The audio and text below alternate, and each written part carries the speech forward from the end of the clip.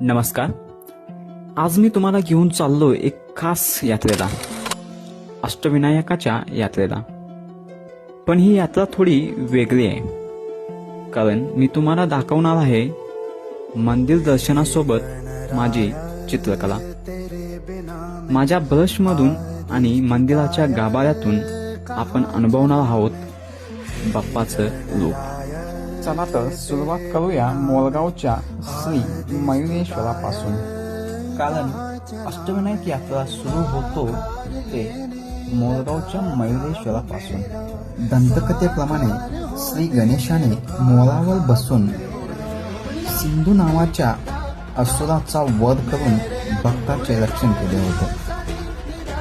म्हणूनच या गणपतीला मोरावर आरूढ असलेला मयुरेश्वर असे म्हणतात.